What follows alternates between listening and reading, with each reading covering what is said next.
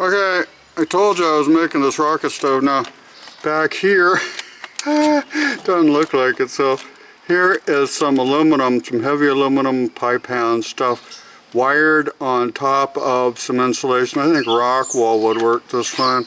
On top of that, I got a grill, so now I can take all this stuff above off and have a grill and boil water. These aluminum legs came off of an old lawn chair. These ones too. Now this is a separate unit. This has 2 legs. This has 2 legs original and 1 extra over here that I really don't need because when I was making the oven. So I basically made a rocket stove that will work with twigs, you know, just kindling. You can call it a kindling stove. This was the fun part. I had this wrecked. You know, I had a big tear in it, stainless steel pot, really cheap pot, came out of the trash somewhere. And I thought, oh, I can make an oven. So then I got real lucky and found, oh, here's what I found. This old appliance cover. And, okay, this is now supporting the other part. I'll tell you about that in a minute. Along with this one, this is where I cut the appliance cover out. See the hole? And this stainless. It was perfect. I was walking around going, what am I going to do? Where will I find my salvage my stainless? So I made some hinges that kind of work attached to the door. This thing fires up real quick. As soon as I light up the stove, as soon as I get it going, which takes like 3 minutes because it's got a pretty good draft. This is a rocket stove. It's composed of 2, see the stainless steel tubes at a 90-degree angle. One is the feed box. Let me take, this is my plug. There is the feed box. You can't really see it. It does have a little grill in there. I bent up some wires. Actually, it was part of a grill to keep the air circulating, you know, underneath of it. That kind of works. And then this other stuff, this is extraneous. This allows me to have longer sticks without breaking them. That's nice. And you can see they'll burn right up to here and it'll all suck up in there. This is just kind of my damper. I put it in to close it off. These are extra too. These again help make a longer chute. It does not have the proper proportions because I wanted this to be a backpacking stove, and actually this unit here only weighs a couple pounds. It's not too bad compared to hauling fuel, you know, and everything you need with you. It's a little large for actual de facto backpacking, but for some kinds of camping it'd be good. Now this oven, of course, you know, it's a smoker. You know, all the exhaust comes here, goes across and goes up here, and I'll get to that in a minute. But this pot, and here's just a little notch I cut, see? So now these little bends I made in the steel, stainless steel, very nice stuff, won't burn out, won't rust out near as fast. And I just wired it on. This is tie wire, construction tie wire. This is a kind of a little galvanized wire, I'm not sure which is working best for this application. So basically, all I did was cut this stuff out with a grinder, with an angle grinder with a metal cutting bit on it, ground the edges down, and then, well actually I used a skill saw with a metal cutting bit on it. Hold your breath, you don't want to breathe that carborundum. Now as a seal, I got some more of the wool. You can see it on there. Let me see if you can see it. Okay, there's a pipe coming up from the fire. I don't really want to light it up for you at the moment, sorry kids. You have to convince me to go to that much trouble for you.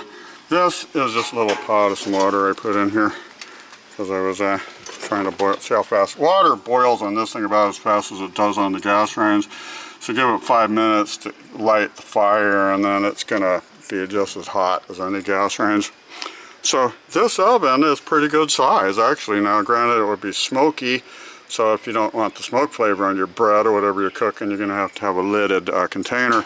So the fire comes out of that hole. This is an extra one. I was trying something that didn't work. Naturally, lots of things don't work. Goes up into here. You can't really see that too good, sorry, okay. Goes up into there when it's closed. So this part is really only acting as this oven is only, and I would like to put a thermometer there, maybe even a window there. I might be able to do both of them. This oven, pretty easy because I got some glass left over from a toaster oven, and I think I can buy a little thermometer pretty cheap, because I was looking at some barbecue grills, and man, those things are like rusted on there. I don't want to mess with trying to get that off. So this door is actually working pretty good. It actually seals pretty good. Smoke does not come out too much. Does not go down through there. It leaks around there a little bit. And then it's going to leak over here. Now we get to, so this was originally designed both as an oven and as a heat radiator, because you got your twig oven. Now this will radiate the heat. So if you want to just keep the heat in, wrap some insulation on it and then put some foil to protect the insulation like I did here. This here is my greatest invention of all time. Ba-da-dun! A smoker made out of, guess what? This is, you can see the sheep mesh, show you in a minute. Heavy duty aluminum foil, wired on with a little bit of lightweight galvanized wire. Here is my nice fancy high-tech door. See the hinge made with rewire. So you can see the sheep mesh. I just bent it into a box, wired it up, and then I wrapped it in aluminum foil, and I wrapped that with the lightweight galvy. Here, I don't know why I got this rope. That's for sure going to burn out, but it might not, because see, the smoke is all mainly going up. I made a little hole up in the foil on the top, and then there's numerous leaks, of course, that it comes out. So this is actually not a bad smoker. I checked the temperature with a full fire going. It's like between 140, it might get up to 200. But again, if you insulated this, where most of your heat's going out, you'll have a lot more heat up above if that's what you want. You know, for a camp situation, you would need some extra little tables like I happened to conveniently have with my free stainless I salvaged from my neighbor's trash. Not that he really noticed or cared. And again, I got my door. You can see the door cut out of this piece. So I got these two. I was looking around for stainless. I'm going to salvage some barbecue units. Lots of good stainless in there, and also in throwing away kitchen sinks. However, that's a lot of work. This is flat. I mean, this is good. This was almost perfect. Plus lightweight. This little stove with the legs is only a couple pounds, you know, very little, and very sturdy too. Here, give it a little shake. Okay, that's just the stove. This is a separate item. There's no seal, really, just another little pipe going up in there. And again, okay, let's start from the top. We got a smoker heat unit. I mean, you could even crawl in there and it would become a sauna. Or smoky sauna. I mean, if you want a good joke.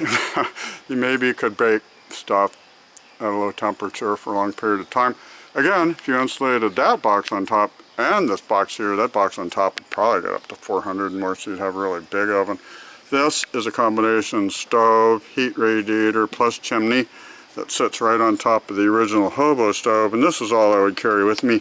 This thing, I know it's not 3 pounds. It's a little bulky compared to those lightweight backpacking stoves, but once you start packing in, you know, a week of fuel and then paying for it instead of just collecting dry twigs, I mean, this thing starts up, I'd say, once you get good at making fires, about 3 minutes to 3 to 5 minutes to get the fire going. You got to put a little bit of kindling and paper up in here to get the draft going up. Without the oven, it's about the same, because I just open the oven door, slide a little bit of kindling down into the chimney, and then leave this door open. It gets going pretty quick, because it does get a pretty good draft through there. And so we got the stove, the oven, and the smoker dryer unit. This would be a pretty good dryer. You would unfortunately have to tend it.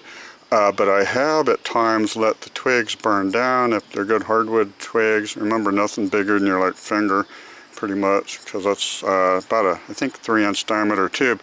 The original tubes were made out of these little stainless water bottles. Here you go. Here's one of them. I just took it, cut the end off. You know, cut both ends off. See the line? I marked on that. I was going to cut that one. I didn't. This one's actually a leftover. There's some notches in it. Part of that is just accident. Part of that is to wire, attach the wires. And then here you can see it got kind of crimped so as to fit it in to the other pipe. But basically, this is the pipe. I think it's 2.5, 3 inches, something like that. Here's a lot of leftover grill and stuff, the kinds of things I salvage to use, you know, for this kind of thing. Even these wires, you know, they're made for a campfire. They've been out in the rain, haven't rusted too much. That's pretty good. There's my handy dandy thermometer, my main metal working wire bending tool, little chisel. I forget what I use this for. I was gonna poke holes with this and put the wires through it, but I didn't really need it. Here's a bunch of artwork that I'm taking upstairs. I'm gonna fix up my room a little bit. Anyhow, now you get the idea. The whole thing is a pretty good little unit. Got a little stove at the bottom where you can fry and boil water on. Got a little oven on top that acts as a heat radiator, chimney, and an oven. Then on top of that, I went ahead and, I mean, it was pretty crazy. It was fun designing this. I suggest everyone should be an inventor and an artist just because it is so much fun. And you see I got the pot to hold it down a couple bricks inside so it won't blow away, because that thing on top, I mean, that might not even weigh 3 pounds. I don't know. Very lightweight stuff. And if you're going to go camping with that thing, you can just pack it full of your sweaters or what have you, sleeping bags, you know, while you're carrying it. Beats the heck out of paying $200, $300 for a collapsible unit. So this whole thing cost me virtually nothing. I think I could go from scratch and build it all over in a couple of days, probably less than that, especially if I had 10 of them to do. And very useful, burns just twigs, you know, kindling, that's what my son calls it, a kindling stove. And I hope it's useful to you or to somebody anyhow. It's been a lot of fun to me. And boy, that's almost 12 minutes, so talk to you guys later, bye-bye.